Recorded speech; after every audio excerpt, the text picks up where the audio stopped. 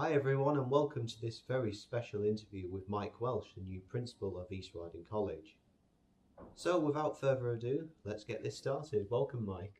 Thanks, Alex. It's really good to come and talk to you and spend some time doing my first of what I hope will be a number of broadcasts, maybe a couple a year, to students to be used in different ways, and I welcome this opportunity. When you were studying at college, what subjects did you study?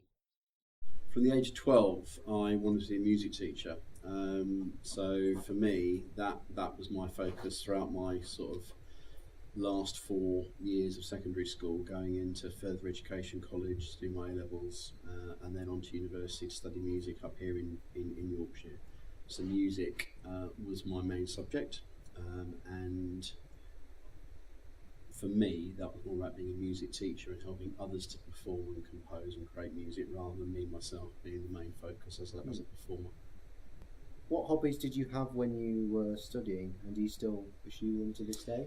Because it was music I was studying and pursuing at the time, that was all consuming for me from about the age of 12 through to, I would say, 22 when I started teaching. But during that period I was very keen on sport and got involved in a lot of playing sport. They wouldn't think of that to look at me now, but squash, badminton, tennis, basketball, volleyball, a lot of running. So I was quite fit in my younger days, although I'm clearly not as fit as I used to be. So sport and the music kept me pretty busy during that period of my life. And then as my career in teaching began, there became less and less time because the career became the focus. Yeah. But I did enjoy sport, and I have enjoyed it intermittently. Not anymore, far too old for that sort of thing now, but I still enjoy a lot more sociable things now, cooking and spending time with family and friends and the usual things. Your passion for education seems to be your highest priority. What drives this passion? I think that's a really, really good question, and I think reflecting on it, for me, education is about enabling people to fulfill their potential and to their ambitions, their dreams, helping them to see beyond the obvious of that first stage and the second stage. So as I said at the awards ceremony to last week to those students in Bridlington at the Spa, to those students that got the awards, this is not the end. It might be the closing stage of the first or second chapter, but actually there's another 10, 12 chapters for you to write and to create. I think that's for me what drives education. Yes, qualifications are important. Yes, you progressing onto higher education, those students that want to go to university or apprenticeships or other forms of next step qualifications are essential. But for me, it's about the difference that can make to the communities that you live in, coming back and doing things and using those qualifications more than just for yourselves. And that's the power of education. And if you compare education in the UK to some of the other countries that I've been able to go and visit and work in, then for me, East Riding College really epitomises that. The students here really understand the value of the educational opportunity they've got, and they understand the doors it can open above and beyond just those first next 2 or 3 steps. And for me, that's what drives me, helping you all fulfil your potential and going beyond what you think you're capable of now. What is it that excites you about moving to East Yorkshire and living around the area? Again, a really good question, and this one came up in my interview for the principal's job, because it's not normal for someone that's a deputy principal in a very large inner city college in central London to make this move. But I'm really, for me, returning to a part of the country that I knew and got to know during my student days when I started doing my music degree at Bretton Hall, and also following on for the work I did with an organisation that was training musicians to work nationally and internationally. And again, we did a lot of that work in this part of the world, and in fact what is currently East Riding College's whole music centre was a provision that I helped set up back in the day. So for me, it wasn't coming to a new part of the world, it was coming back to somewhere that I had already known in those 2 different ways. And I've got a lot of friends, close friends, and parts of my professional network that live up here as well.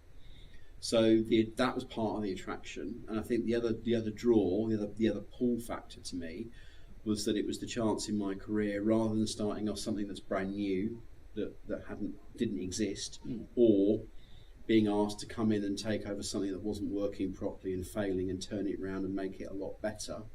It was the chance to inherit an already very good organisation, a very good college on the up, and make it even better. So those were the main draws, other than the obvious. It's the gastronomic centre of Yorkshire. It's a great part of the world to visit, and it's not too far away from home, which is Leicestershire. Yeah. What do you hope to achieve in your time here at East Riding College? I think I've already started to answer that one. It's to make it even better. It's to look at where are the good bits of the college and use my influence as principal and chief executive to help the course teams and the students that are working on those courses to make it even better. And whatever that means, that's something that'll be different to each course and each curriculum area that we have. So that's part of my ambition. Where we have those very small number of courses, the smallest ever for a college of this size, that aren't working properly, is to use my experience of turnaround and quality improvement, rapid quality improvement, to help them get better quickly.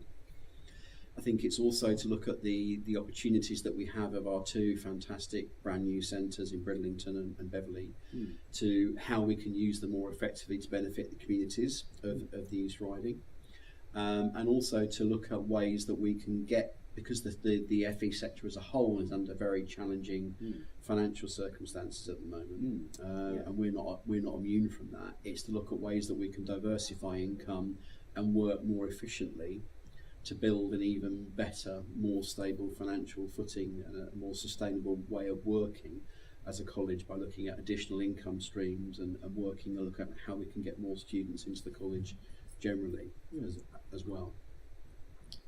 What exciting ideas do you have that will bring about further successes for the college and the learners?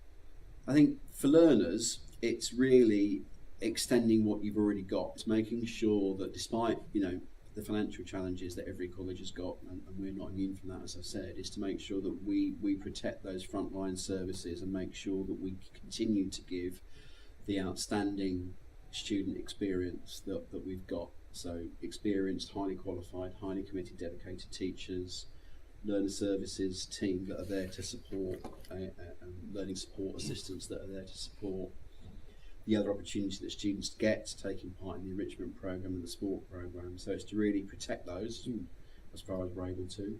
It's also about looking at ways to expand and develop and enhance those and make those again more appropriate to what students need. And I think to focus more on that transition and progression from being a student and studying or developing your skills to that next step. So what further help can we give you to secure that apprenticeship or get that first part-time job that could lead to a full-time job, or look at what more we can do around supporting you to get that university place that you want. So those kind of things.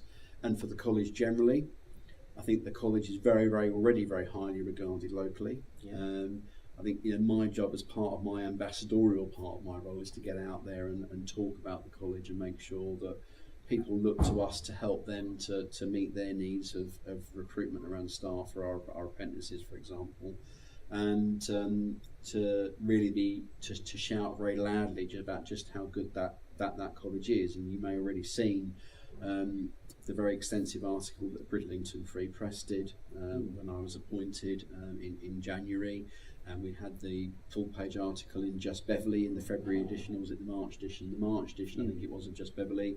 So it's to use those opportunities and our very good existing links with the local press to actually be an advocate, be an ambassador for the college, and what a great place it is to learn and work. Well, it sounds very exciting. Well, it's been very nice to talk to you. And to you, Alex, thank you for this opportunity. And very best of luck with your new job. Thank you. Thank you.